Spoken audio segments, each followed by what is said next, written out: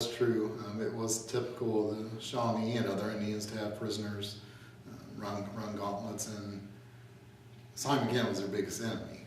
He was respected by him, but he was their enemy, and so when he was captured and sentenced to death, I have no doubt that he probably had to run the gauntlet in each village, because each village wanted their opportunity to injure their mortal enemy.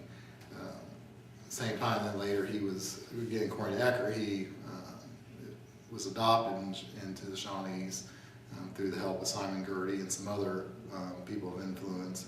But then something else happened, and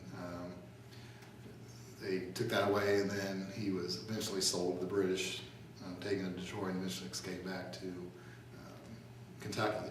One story goes, and this, you can never know exactly what happened, is that when he was getting ready to run one of the gauntlets in this area, which is now Loudoun County, he looked out and saw how beautiful the land was and promised himself if he survived, he'd eventually settle here, and he did spend his last 15 or 20 years in the Zanesfield area. He fell in love with a woman who was older than he was, who was, I think, engaged to be married, and so he ended up getting in a fight with this man, thought he killed the man, so he ran away.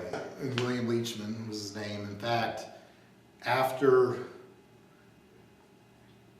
Simon's, according to Eckert, one of Simon's brothers eventually came to the Kentucky area, and Simon didn't know he was coming, but when he met him, they started talking, and he said that he had, everybody thought they thought that Leachman had killed Kenton, but since they couldn't find a body, Leachman wasn't arrested. But when Simon found out that Leachman survived, then he went back and brought back his family to live or most of his family lived in Kentucky. His father, I believe, passed away on the trip here, but then his mother lived for a while here, and some of his brothers. He actually never killed William Leachman.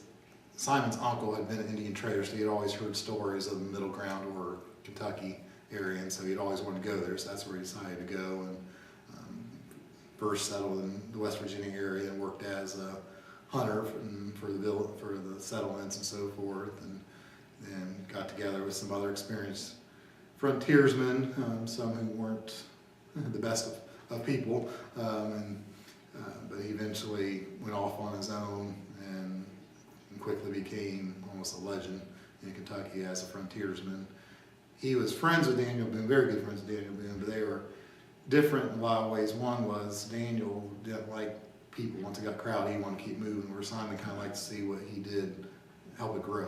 And so he would settle an area, help develop the villages or whatever, and then maybe go on and eventually came up to Ohio. And if you go down 68th, there's a lot of places mention Simon King because they live in different places, and so they can all have a claim to him just as we do.